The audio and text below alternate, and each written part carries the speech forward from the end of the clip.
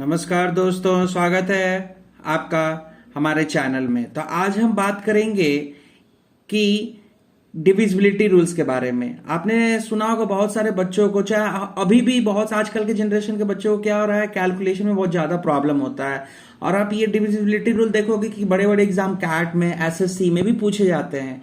तो इसके ये टॉपिक मैं क्यों लाया हूं, मैं देख रहा हूं आजकल के बच्चों को बहुत ज्यादा प्रॉब्लम फेस हो रहा है कैलकुलेशन में। उन्हें बेसिक्स ऑफ मैथमेटिक्स में बहुत ज्यादा प्रॉब्लम है। तो इसी के लिए मैं ये वीडियोस लाया हूं कि पहले आप लोग थोड़ा डिविजिबिलिटी रूल के बेसिक्स को जान लें। तो देखिए, जैसे हमें डिविजिबिलिटी रूल 2 का डिविजिबिलिटी, हमें अब फर्स्ट ऑफ ऑल हमें ये पता होना चाहिए कि डिविजिबिलिटी रूल का मतलब क्या होता है। सपोज फॉर एग्जांपल, अगर मैं 9 को 2 से डिवाइड करूंगा तो आप देखोगे 2 को 9 से डिवाइड करोगे तो एक रिमाइंडर आ जाता है ना। तो रिमाइंडर जब जीरो आने लगता है तब कहा जाता है कि नंबर पूरी तरह से क्या है, वो डिविजिबल है। तो हम लोग को यही चेक करना है कि डिविजिबिलिटी जो रिमाइंडर क्या हो जाए, जीरो हो जाए।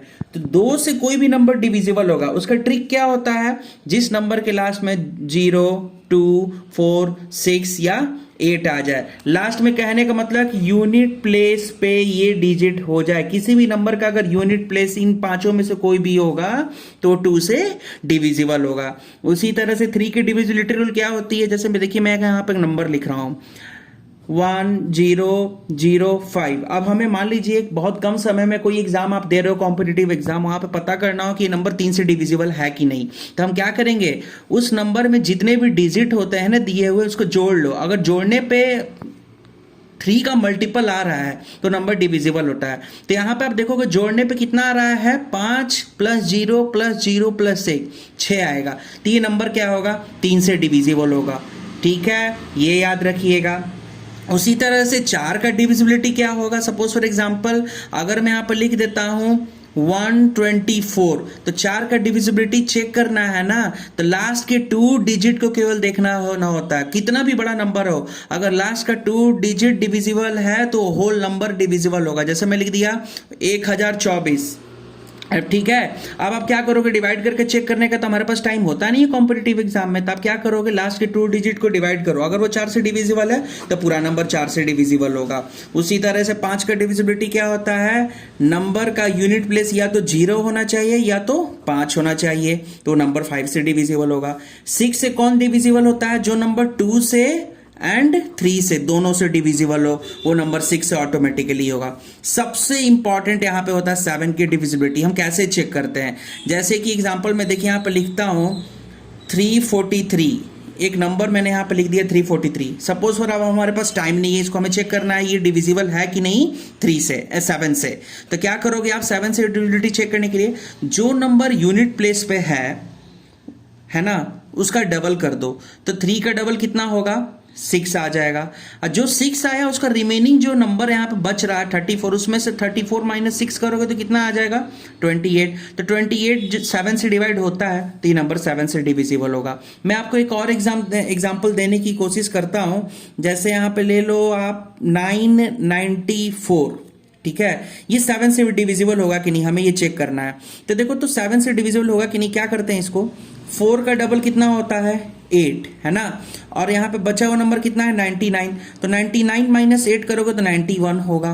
तो ये नंबर क्या हो जाएगा, 7 से डिविजिबल होगा। पूछोगे कि ये ट्रिक कैसे वर्क करेगा, अब फिर 91 को भी तो कर सकते हो।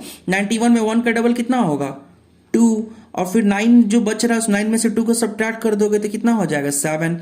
तो ये नंबर क्या हो जाएगा, 7 से डिविजिबल होगा। 8 के लिए क्या करते हैं, लास्ट के 3 डिजिट में देखा जाता है। जैसे 4 के केस में लास्ट के 2 डिजिट देखा जाता है, 8 के केस में कितना, लास्ट का 3 डिजिट देखना है। अगर ये डिविजिबल है तो 8 से डिविजिबल होगा। 9 का तो बहुत फेमस रूल है, 9 के टेबल से कोई भी नंबर कैसे डिविजिबल होगा। अगर सपोज फॉर एग्जांपल अगर मैं यहां पर लिखता हूं 99, ये 9 से डिविजिबल है कि नहीं, तो सम ऑफ द डिजिट्स अगर ऐड करने पे 9 का मल्टीपल आ रहा है तो नंबर क्या होगा, 9 से डिविजिबल होगा। ये याद रखिएगा, 9 + 9 18। उसी तरह से अगर मैं बोलता हूं 108, तो 108 में देखो 8 + 1 9, 9 के टेबल में आता है, तो ये नंबर क्या होगा, 9 से डिविजिबल होगा।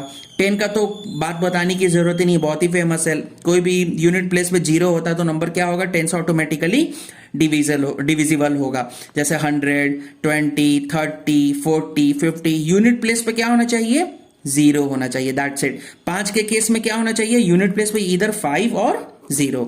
नाउ लास्ट 11 क्या डिविजिबिलिटी कंडीशन, जैसे देखिए मैं यहाँ पे लिख रहा हूं 121।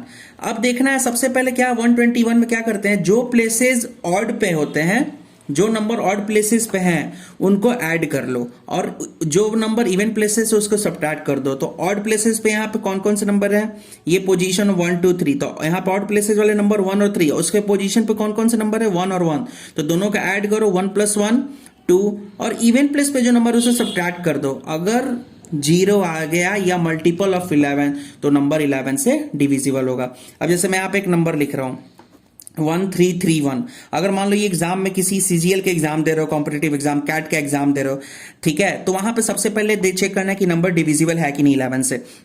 तो अभी मैंने ट्रिक क्या बताया, जो नंबर ऑड प्लेसेस पे हैं उनको ऐड कर लो, तो ऑड प्लेसेस पे नंबर को ऐड कर रहे हो तो 4 आया, और इसी तरह से जो इवन प्लेसेस पे नंबर है मतलब 2 और 4 पोजीशन पे उसके करस्पॉन्डिंग जो नंबर उसको ऐड कर लो, तो 3 + 1 4, और फिर सब्ट्रैक्ट कर दो ऑड माइनस इवन, तो अगर फिर 0 आ गया तो ये नंबर 11 से डिविजिबल होगा। तो भाइयों और दोस्तों ये चीज जरूर ध्यान रखिएगा स्टूडेंट्स, है ना, अगर आप कोई भी कॉम्पिटिटिव एग्जाम, सीजीएल, कोई भी आप एग्जाम दे रहे हो, इवन और 9th-10th स्टैंडर्ड, अगर आपकी मैथ्स की बेसिक कैलकुलेशन बहुत ही अच्छी है तो आपको क्या होगा, दिक्कत नहीं होगा कैलकुलेशन में। अगर ये सब चीजों पर आपका ध्यान होगा तो आराम से आप इजीली किसी कॉम्पिटिटिव एग्जाम में 2-3 क्वेश्चन जरूर आते हैं ये डिविजिबिलिटी रूल से रिलेटेड, तो आपको आसानी होगी, वहां पर आपका टाइम सेव होगा। Thank you for watching, subscribe, है ना, और ऐसी ही वीडियो मैं लाते रहूंगा। Thank you for watching, take care.